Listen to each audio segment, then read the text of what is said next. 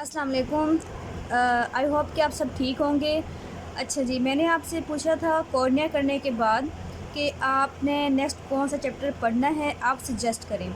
आपने कुछ बच्चों ने रिप्लाई किया, उसके अकॉर्डिंग मुझे यही अंदाज़ा हुआ कि आप चाह रहे हैं कि मैं लेंस और एंड कैटरेक्ट पढ़ा दूँ। मैं पूछने का मकसद यही होता है कि जैसा कि आपके जो कॉलेजेस में कुछ पढ़ा रहे होंगे, अगर हम यहाँ पे वही चीज़ आप लोग पढ़ लेंगे तो वो आपका टेस्ट जो है वो अच्छे से प्रिपेयर हो जाता है। बच्चों, आप रिप्लाई लाजमी क्या करें, आपके मुताबिक ही मैं पढ़ा दिया करूँगी। अगर नहीं तो वो मैं फिर अपने तरीके से भी बता सकती हूँ कि नेक्स्ट चैप्टर हम कौन सा पढ़े हैं, उसके अकॉर्डिंग भी मैं पढ़ा सकती हूँ। अच्छा, सेकंड बात ये कि मैंने जो ये मेरा लेक्चर है काफ़ी लेट मैंने ये अपलोड कर रही हूँ, तो ये जो टाइम गैप आया है इंशाल्लाह नेक्स्ट ऐसे नहीं आएगा। मैं कोशिश करूँगी कि आपकी बहुत जल्द जो है वो आई कंप्लीट करवा दूँ, क्योंकि ये बहुत इम्पोर्टेंट है और इसको बार बार पढ़ना बहुत ज़रूरी होता है। ठीक है, एक दफ़ा पढ़ के जो है वो आई कम्प्लीटली प्रिपेयर्ड नहीं होती। लेकिन जिस तरह मैं आपको पढ़ा रही हूँ, तो मैंने अगर उस टाइम 3 टाइम्स एक चीज़ पढ़ी थी, तो ये आपकी फ़र्स्ट टाइम में ही एक चीज़ जो है वो कंपाइल अप हो रही है। ठीक है, हर चीज़ कंसाइज हो रही है और हर चीज़ आप नोट डाउन कर रहे हैं, तो आपको ज़्यादा टाइम नहीं लगता कि आप पूरी जो है चैप्टर पढ़ें, जोगी का पूरा जो 2 चैप्टर पढ़ें और फिर आप उसको निकाल के चीज़ें लिखें। सही है। ये मैं आपके लिए आसानी पैदा कर रही हूँ, तो आप लाजमी साथ साथ पढ़ें। और आई को इस बार पढ़ने के बाद, एक दफ़ा इस वीडियोस पढ़ने के बाद दोबारा आपने एक दफ़ा पढ़नी है और फिर आपने थर्ड टाइम पढ़नी है जब आपके टेस्ट होंगे, जब आपके स्टैंड अप्स होंगे। ठीक है, तो तब आपने दोबारा पढ़नी है। इंशाल्लाह इससे आपकी बहुत अच्छी तैयारी हो जाएगी। और मेरा पढ़ाने का मकसद सिर्फ यही है कि 4th में जो आई है वो काफ़ी जो है ना टफ़ टाइम देती है, काफ़ी टफ़ होती है और इसके अलावा जो है सिनेरियोस पिक नहीं होते। मैंने डिसाइड ये किया था कि मैं सिर्फ आई पढ़ाऊँगी, लेकिन बच्चों ने कहा कि पैथो पढ़ाई जाए, इसलिए मैंने पैथो स्टार्ट कर दी। अब बच्चे कह रहे हैं कि ENT। मैं कोशिश करूँगी कि अगर मेरे पास टाइम बच गया तो मैं ENT भी कुछ ना कुछ करवा दूँगी, जितना मेरे से हो सका। ठीक है, और जितना आपके लिए ज़रूरी होगा उसका टफ़ पार्ट तो एटलीस्ट मैं करवा ही दूँगी। अब हम करते हैं लेंस एंड कैटरेक्ट। अब लेंस एंड कैटरेक्ट जो है आपकी जोगी और जतोई में दोनों में ही अच्छा लिखा हुआ है, लेकिन अगर कंपैरिजन की बात करूँ मैं, दोनों में बेस्ट कहाँ लिखा हुआ है तो वो आपकी जोगी में लिखा हुआ है। सही है, जोगी में ये बहुत अच्छा लिखा हुआ है। अगर आप करते हैं जतोई से तो आपको वहाँ पे बहुत ज़्यादा कटिंग वगैरह करनी पड़ेगी, वहाँ बहुत कुछ एडिशन करना पड़ेगा और इसके अलावा जो है ना इस तरह से होगा कि आपका काम बढ़ जाएगा। बेस्ट यही है कि आप डायरेक्ट जोगी से ही कर लें। कुछ थोड़ी बहुत बातें जो होती हैं वो अगर वो कुछ ऐड करनी भी हुई, कुछ पिक्चर्स देखनी भी हुई, तो वह मैं आपको साथ साथ करवा दूँगी। ठीक है, आपने ये चैप्टर जोगी से ही करना है। बहुत अच्छा लिखा हुआ है और ये बहुत इंपॉर्टेंट चैप्टर है। आपका इसमें से क्वेश्चन मस्ट आना ही आना होता है इसमें से। सेकंड ये कि वाइवा में जो है इसके बहुत पूछते होते हैं। ठीक है, वाइवा के लिहाज से ये बहुत इंपॉर्टेंट है, क्योंकि आई बोर्ड में जो कॉमनली जो हो रहे होते हैं ऑपरेट, वो मोस्टली कैटरेक्ट के ही हो रहे होते हैं। ठीक है, उसमें लेंस जो है वो डाल रहे होते हैं और जो हमारा पहले वाला लेंस होता है जो इसमें कैटरेक्ट हो गया होता है उसको रिमूव करके नया जो लेंस है, आर्टिफिशियल जो लेंस होता है वो डाल रहे होते हैं। ठीक है, इसलिए ये बहुत इंपॉर्टेंट है। इसकी जो फैकोमल्सिफिकेशन है वो प्रोसीजर आपको बोर्ड में दिखाया भी जाता है कि आपको OT में लेके जाते हैं और OT में आपको लाइव जो है वो दिखा रहे होते हैं कैटरेक्ट ऑपरेट होते हुए। इसलिए बहुत इंपॉर्टेंट है। और इसके पेशेंट्स भी आए बैठे होते हैं आपके एक्सटर्नल के पास, आपके इंटरनल के पास, और आपसे क्वेश्चन भी हो रही होती है इसके बारे में। इसके अलावा वाइवा के अलावा MCQs के लिए बहुत इंपॉर्टेंट है ये, और SCQs का मैंने बता ही दिया है कि ये काफ़ी इंपॉर्टेंट है, इसमें से आना ही आना होता है। अब हम बात करते हैं कि लेंस की नॉर्मल नोट। अगर मैं इसकी डायग्राम बनाऊँ सपोज करें, ये है आई बॉल। ठीक है, आई बॉल के आगे ये है जो कॉर्निया आ गया। अब कॉर्निया के मैंने बताया था कि यहाँ पे जो होते हैं वो इस तरह से आरस होते हैं और ये गोलाई की फॉर्म में होते हैं, मतलब होल होते हैं इस तरह से। ठीक है, राउंड। इसके पीछे जो है क्या होती है, सीलरी बॉडी होती है। ये आगे सीलरी बॉडी जो कि कॉनिकल शेप की होती है या फिर ट्रायंगुलर शेप की होती है, इस तरह से। ठीक है, इस तरह से ये होती है।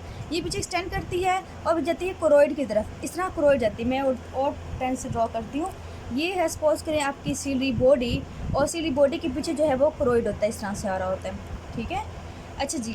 अब होता ये है कि यहाँ से जो सीलरी बॉडी होती है, यहाँ से निकल रहे होते हैं फाइबर्स, जिसे हम कहते हैं जोन्यूल्स फाइबर्स। यहाँ से फिर अटैच होती है क्या चीज़, लेंस अटैच होता है इससे, इस तरह से जो है वो लेंस अटैच होता है। इसके पीछे क्या होती है, विट्रस बॉडी होती है, आगे क्या होती है, एक्वस, और ये लेंस आयरस होता है इसका। ठीक है, तो इस तरह से जो है वो प्लेस होती है। अब अगर हम बात करें कि डेवलप कब करती है लेंस, डेवलप करती है ये किससे, मैं आपको पहले बता चुकी हूँ। जब हमने चैप्टर नंबर 1 पढ़ा था वहाँ पे मैंने टेबल करवाया था आपको कि ये डेवलप करती है सरफेस एक्टोडर्म से, और ये बहुत इंपॉर्टेंट MCQs भी है। और कब डेवलप करता है, 3rd वीक ऑफ गेस्टेशन में ही डेवलप कर जाता है ये। उसके बाद जो है फर्दर जो है ना एज के साथ साथ जो है इसकी ग्रोथ जो है वो बढ़ती रहती है। अगर हम बात करें लोकेशन की तो इसने कहा है कि पटेलर फोसा के अंदर होता है। अब पटेलर फोसा क्या होता है, सो ये वाली जगह जहाँ पे लेंस होता है प्लेस, उसे हम कहते हैं पटेलर फोसा। सो वो कहते हैं कि ये जो है वेट्रस के आगे होता है और ये आरएस के पीछे होता है। अब हम बात करते हैं कि इसकी कंपोजिशन क्या होती है। कंपोजिशन का मतलब क्या है कि जो लेंस है वो किससे मिलके बना होता है, कौन सी जो इसमें कॉन्स्टिट्यूट होती हैं। इसमें जो बॉर्डर होता है वो 64 to 66% होता है। जुताई में मेंशन किया हुआ है 66%, जोगी में किया हुआ है 64%। ठीक है, तो आप 64 कर लें इसमें। प्रोटीन की बात करें तो 34% तक जो है ना प्रोटीन इसके अंदर होती है। लेकिन एक और बात आपने ये बात याद रखनी है कि जो प्रोटीन्स होती हैं लेंस के अंदर, ठीक है, ये सपोज करें प्रोटीन्स होती हैं, हमारी बॉडी के अंदर जितने भी सेल्स होते हैं, जितने भी बॉडी के सेल्स होते हैं, उनका ये होता है कि वो हमारी बॉडी की इम्यून सिस्टम जो होती है, हमारी जो बॉडी की आर्मी होती है, वो उन्हें पहचान लेती है। ऐसा ही, ठीक है, तो वो उनको पहचान लेती है, जानती है कि ये हमारी बॉडी का पार्ट है। लेकिन लेंस की जो प्रोटीन्स होती हैं ये हिडन होती हैं। हिडन ये इस तरह से होती हैं कि जो हमारी बॉडी की आर्मी होती है वो इसको अपनी बॉडी का पार्ट नहीं समझते। सो अगर कोई भी डिफेक्ट ऐसा होता है जिससे जो प्रोटीन अगर लीक होना स्टार्ट हो जाए, अगर प्रोटीन लीक होगी तो ज़ाहिर सी बात है जो आर्मी है हमारी बॉडी की इम्यून सिस्टम है वो कहेगा कि ये कोई फॉरेन बॉडी है। सो वो आके इस पर अटैक करना स्टार्ट कर देगा। ठीक है, तो इसे हम कहते हैं कि ये हिडन होती है, हिडन प्रोटीन्स होती हैं। फिर हम बात करते हैं कि इसके अंदर लिपिड्स, कार्बोहाइड्रेट्स और ट्रेस एलिमेंट्स वगैरह भी तकरीबन 1% तकरीबन तक होते हैं इसके। अच्छा, अगर हम बात करें कि इसकी मेटाबॉलिज्म जो है वो किससे होती है, इसमें मेनली जो हो रही होती है वो एनारोबिक ग्लाइकोलिसिस हो। इसके अलावा HMP शंट जो है वो 15% हो रहा होता है। इसके अलावा क्रैब्स साइकिल भी इसमें 5% तक हो रहा होता है। इतना इंपॉर्टेंट नहीं है, खास आपने इसको याद रख लें। डायमेंशंस की अगर हम बात करें कि क्या डायमेंशंस की होती हैं, तो इसका रिफ्रैक्टिव इंडेक्स जो होता है वो होता है 1.39 होता है। हमने जो किया था कॉर्निया का रिफ्रैक्टिव इंडेक्स वो कितना था 1.37, इसका है 1.39। अगर हम बात करें डायरेक्ट पावर की, सो हमने कॉर्निया की थी 43 to 48 तक होती है उसकी। बाकी जो होती है वो कितनी होती है 15 to 18 जो है ना वो लेंस बनाती है। लेंस तकरीबन समझ लें कि 20 डायोप्टर जो है ना वो देती होती है, क्योंकि इसमें थोड़ी सी वेरिएशन आती होती है 1 to 2 डायोप्टर के अंदर, इसलिए जो है ना 20 तक ना ये करवाती होती है। अब 20 ये हो गया और 43 to 48 वहाँ हो गया, तो ये 60 से अबाउ जो है 63 तक जो ना इसकी टोटल आई की जो ना डायोप्टर पावर होती है। अगर हम बात करें लेंस की डायमीटर की तो ये होता है 9 to 10 मिलीमीटर होता है। और अगर हम बात करें इसकी थिकनेस की, थिकनेस जो होती है वो 4 मिलीमीटर होती है। बाकी इसका रेडियस जो है वो कहते हैं कि अंटीरियर जो कर्वेचर इसका होता है वो लेस जो है ना वो कन्वेक्स होता है एज़ कम्पेयर टू पोस्टीरियर के। पोस्टीरियर पार्ट जो है ना वो ज़्यादा कन्वेक्स हो रहा होता है। ठीक है, उसके बाद अगर हम बात करें कि इसका वेट कितना होता है, तो आपने ये बात याद रखनी है कि इसका 250 होता है तकरीबन यंग के अंदर। लेकिन अगर हम बात करें बर्थ में, तो बर्थ में इसका वेट होता है 65 होने के बाद ये ग्रो करता करता 25 mg का हो जाता है। और अगर हम बात करें 80 ईयर्स की एज में, तो 80 ईयर्स की एज में ये तकरीबन 258 हो जाता है मिलीग्राम। सही, तो ये इसका वेट, सिंपल सी बात है, ये MCQ पॉइंट है तो मैंने आपको करवा दिए हैं। तो हम बात करते हैं नेक्स्ट के लेंस का स्ट्रक्चर क्या होता है। अब लेंस का स्ट्रक्चर इस तरह से होता है कि ये बिल्कुल ट्रांसपेरेंट सा होता है। अब ट्रांसपेरेंट तो है, उसके कॉन्स्टिट्यूट हमने कर लिए हैं, लेकिन जाहिर सी बात है कोई ना कोई इसकी लेयर्स, कोई ना कोई इसकी पार्ट तो हैं, सो हमने वो स्ट्रक्चर करनी है। अब इसके स्ट्रक्चर में सबसे पहले हम बात करते हैं कैप्सूल की। सो कैप्सूल वो होता है जो कि इसको लेंस को कवर करता है। ठीक है, लेंस को कवर रखता है, बिल्कुल सिंगल से इस तरह से होता है। कैप्सूल जो होता है वो बिल्कुल ट्रांसपेरेंट सा होगा। जैसी बात है पूरा का पूरा जो लेंस है वो पूरा ही ट्रांसपेरेंट है, तो कैप्सूल भी ट्रांसपेरेंट होगा। स्मूथ होता है, होमोजेनस होता है और एसेलुलर होता है। और लेंस कैप्सूल की अगर हम बात करें तो आपके जितोई में एक पिक्चर बनी हुई है, आप वो देख लें बेशक वहाँ से। लेकिन इसमें दो चीज़ें याद रखनी है कि अगर हम कैप्सूल की थिकनेस की बात करें तो कैप्सूल की थिकनेस जो होती है या उसकी हम बात करें तो वो अंटीरियरली जो होती है वो ज़्यादा होती है एज़ कम्पेयर टू पोस्टीरियर के। पोस्टीरियर में जो होती है वो होती है 4 मिलीमीटर होती है। सो अगर हम बात करें कैप्सूल थिनेस्ट किस जगह पे होता है, तो ये आपने बात याद रखनी है कि कैप्सूल थिनेस्ट होता है पोस्टीरियर साइड पर। ठीक है, पोस्टीरियर साइड पर थिनेस्ट होता है, ये आपका MCQ है। एक अंटीरियर ये होता है 14 मिलीमीटर होता है। लेकिन अगर हम बात करें इक्वेटर की, ठीक है, या आप बात करें प्री इक्वेटर की, तो प्री इक्वेटर जो एरिया होते हैं उनमें जो थिकनेस होती है वो सबसे ज़्यादा होती है। लेकिन अगर आपके एमसीक्यूज़ में पॉइंट आया भी है तो ये आपका इंपॉर्टेंट पॉइंट है, लेकिन आप इसको भी याद कर लें दफ़ा। नेक्स्ट हम बात करते हैं कि हाँ, ये रह गया एपिथीलियम की। अब ये कैप्सूल है, कैप्सूल के बिल्कुल नीचे ना एपिथीलियम होगी। एपिथीलियम कौन सी होती है? एपिथीलियम सिर्फ और सिर्फ एक सिंगल लेयर होगी, और किसकी मैं बना रही हूँ, ये होती है क्यूबॉइडल एपिथीलियम होती है, सही है, सिंगल लेयर होगी, क्यूबॉइडल एपिथीलियम होगी। और ये इस तरह जब ये प्रोड्यूस हो रही होगी, और ये एपिथीलियम ही जो है ये कैप्सूल को प्रोड्यूस कर रही है। ये ऐसा नहीं है कि कैप्सूल जो है इसको प्रोड्यूस कर रहा है, बल्कि ये एपिथीलियम ही जो कैप्सूल है इसको प्रोड्यूस कर रहा होता है। और साथ साथ में क्योंकि ये ग्रो कर रहा है, ग्रो करते करते ये पॉल की तरफ जाएगा। जैसे कि पॉल की तरफ जाएगा तो ये एलुगेट होना स्टार्ट हो जाएंगे। किस तरह हो जाएंगे? जैसे कोलमनार एपिथेलियम होती है, कोलमनार होते होते ये इतने लंबे लंबे हो जाएंगे कि बिल्कुल फाइबर्स की तरह बन जाएंगे, ठीक है। ऐसे ऐसे ऐसे आते आते इस तरह से फाइबर्स बन जाएंगे, सही है। तो इसके फाइबर्स बन जाएंगे, तो इसलिए हम कहते हैं कि लेंटिकुलर जो फाइबर्स होते हैं वो कौन बना रहा होता है? वो मेनली एपिथेलियम ही बना रही होती है। अब इस तरह से इसकी एपिथेलियम जो है अरेंज हो जाएगी इर्द गिर्द इस तरह से, ठीक है। यहाँ पे इसके जो है ना एपिथेलियम होगी, एपिथेलियम के बाद जो है इसके फाइबर्स आ जाएंगे। अब हम बात करते हैं इसके जोन्यूल्स की, फिर हम एक और बात करेंगे जिसमें मैं समझाऊंगी आपको कि इसके कितने पार्ट्स होते हैं। अब है जोन्यूल्स। जोन्यूल्स क्या चीज़ होती हैं? जोन्यूल्स वो चीज़ होती हैं जो कि इस जो लेंस होता है इसको सस्पेंड रखते हैं इसके अंदर, आई के अंदर। और ये अगर मैं बात करूँ इस तरह लेंस की बात करूँ, ठीक है, इससे सामने से अगर हम देखते हैं तो इस तरह चारों तरफ जो होती है इसकी क्या होती हैं? जोन्यूल्स होती हैं, ठीक है। अटैच किससे होती हैं? सीलरी बॉडी से अटैच होते हैं। इस तरह से जो इर्द गिर्द है इसकी सीलरी बॉडी होती है, इसे हम कहते हैं सस्पेंसिव लिगामेंट कहते हैं, जोन्यूल्स ऑफ जिन कहते हैं। तकरीबन 2 to 7 मिलीमीटर तक ये लंबे होते हैं, ठीक है। और कहाँ पे अटैच होते हैं? नॉन पिगमेंटेड एपिथेलियम से, और पिगमेंटेड एपिथेलियम से भी अटैच हो सकते हैं। हम बात कर रहे थे जोन्यूल्स की। जोन्यूल्स के बारे में ही मज़ीद बात करते हैं। मैं आपको इसका फंक्शन बताती हूँ, पहले हम ये कर लेते हैं कि जो आई का रिफ्रैक्टिव पावर है हमने क्या 15 to 20 तक होता है। कब? जब ये नॉन एकोमोडेटिव स्टेट में होती है, मेन कोई एकोमोडेशन नहीं हो रही, ये रेस्ट की स्टेट में है, समझ लें आप ऐसे। लेकिन अगर इसने एकोमोडेशन किया, अब एकोमोडेशन क्या होती है? एकोमोडेशन ये होती है, एक तो लेंस ट्रांसपेरेंट आपका है, उसमें से लाइट पास कर रही है, एक फंक्शन उसने ये कर दी, ट्रांसपेरेंसी मेंटेन रखी है उसने।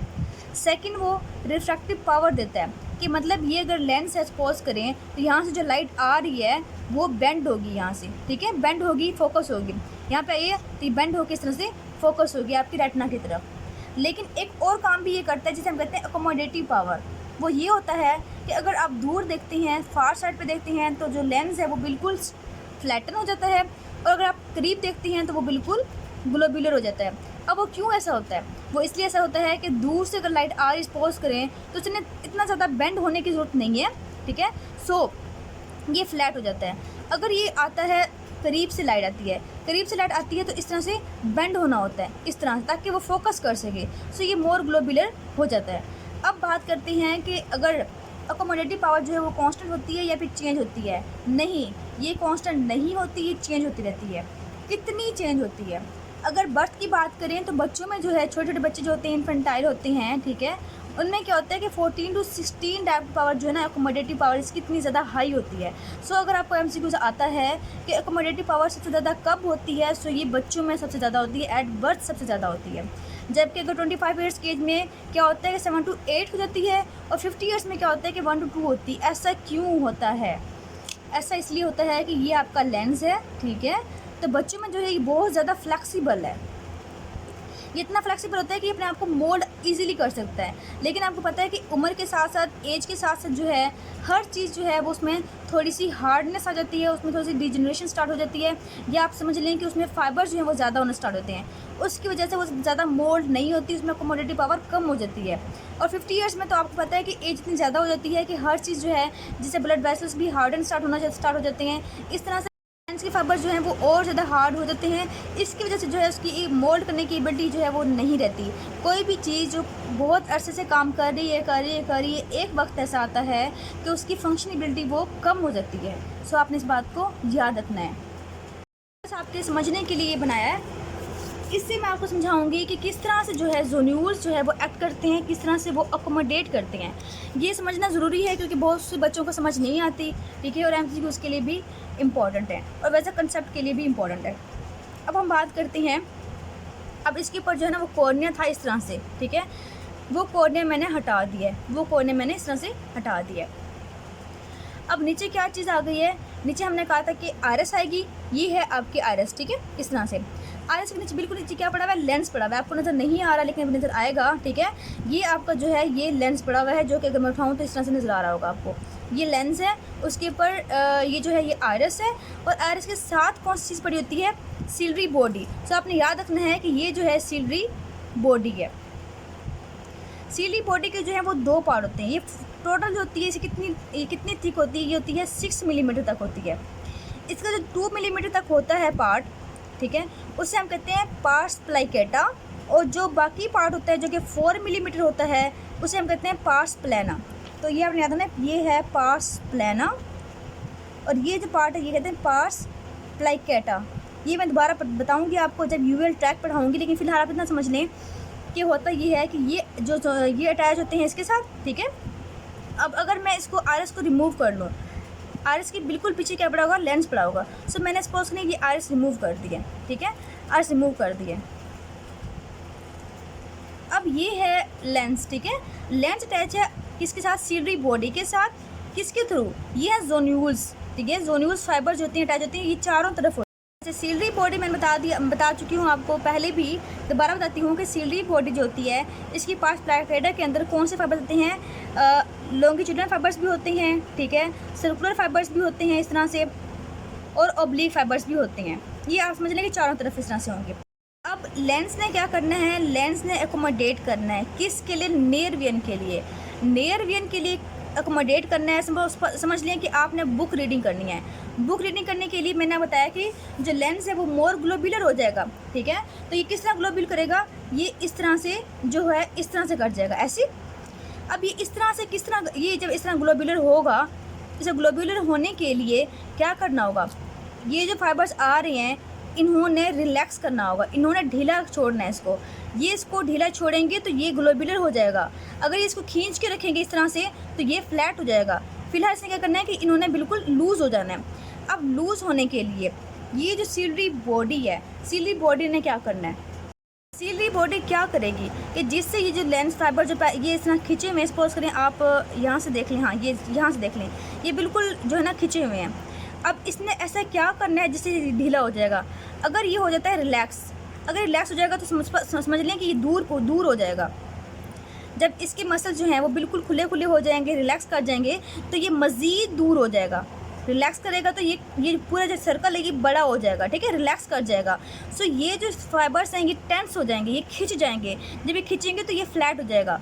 अब हम बात करते हैं नियर विजन की, हमने नियर विजन की बात करनी है।